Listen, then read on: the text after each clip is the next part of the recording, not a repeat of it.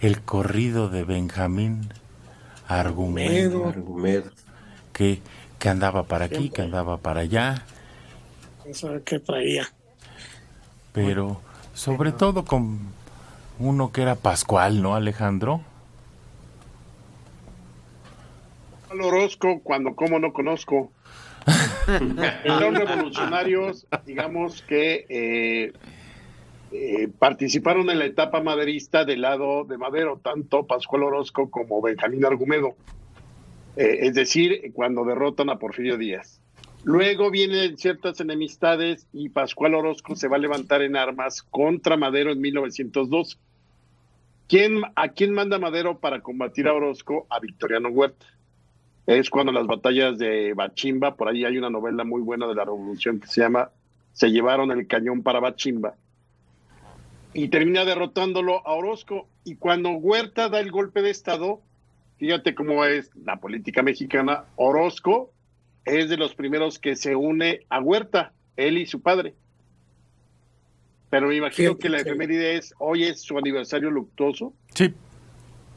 Que va el padre Orozco a pedirle a Zapata que se una al huertismo porque pues estaban peleando al enemigo común.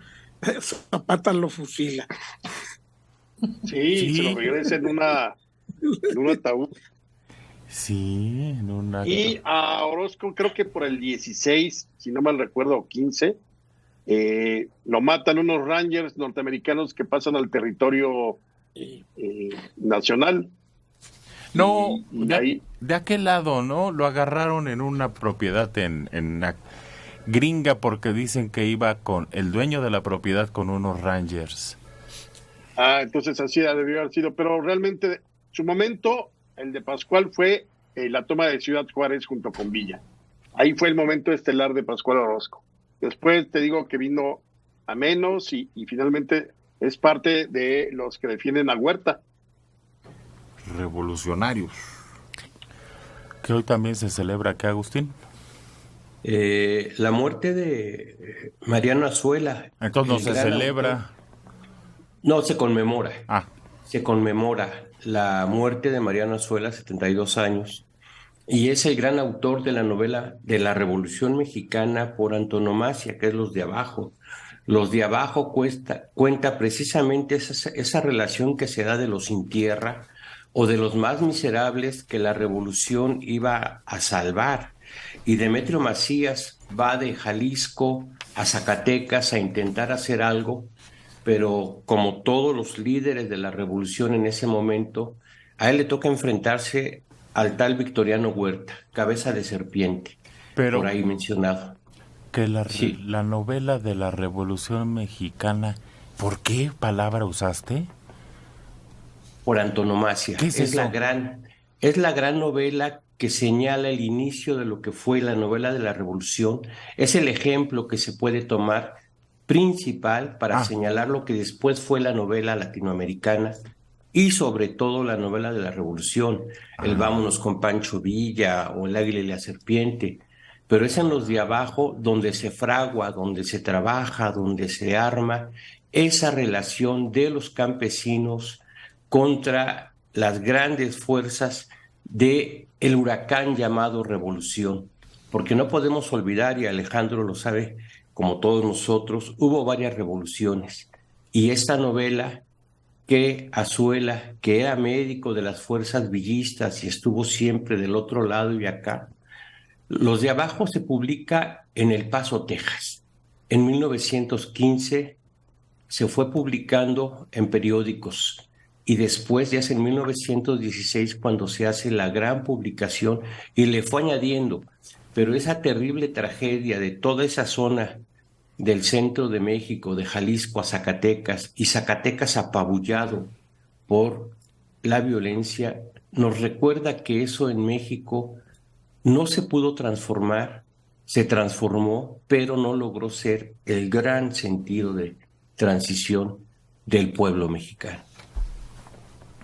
Fíjate que aquí les presumo, Mariano Azuela en su novela Los de Abajo, en algún momento, yo creo que casi en la última parte, menciona a mi bisabuelo, dice por ahí ahí viene la caballería de don Crispín Robles, que fue mi bisabuelo que levantó en armas la región de Juchipila. Entonces, yo me acuerdo que lo presumía mucho en la secundaria. ¿Tú? Claro, porque claro, la primera vez que yo tuve contacto con los de abajo fue, creo que en primero de secundaria, en la clase de español. Pues claro, mi bisabuelo lo mencionan ahí, cuando hablan de, ahí vienen los revolucionarios. Y todo el mundo se reía, pero no. Dice, ahí viene la caballería de don Crispín Robles. ¿Tú no lo sabías hasta que la leíste en la escuela o ya te habían platicado en la familia? No, ya cuando la leí, mi abuelo, el hijo del coronel, ya me había dicho que ahí en los de abajo venía el nombre. De hecho, mi abuelo, que también nació en Juchipila, le toca el levantamiento de su padre y todo, hizo, nunca se las publicaron, un documento que se llamó Apostillas, es decir, como notas sobre los de abajo. Y entonces, como él sería un buen tuitero hoy en día porque corregía todos los errores de lugares, y entonces las flores, las rosas florecían en Juchipila. Mi abuelo decía, no había rosas en Juchipila. Y entonces el río que pasaba a 2 kilómetros está a 4 kilómetros. Y ahí tengo el documento que son puras así cosas de todas las equivocaciones en las que encontró Azuela. Con razón no se lo publicaron. No, es padre tener antepasados en la revolución, porque puede uno presumir.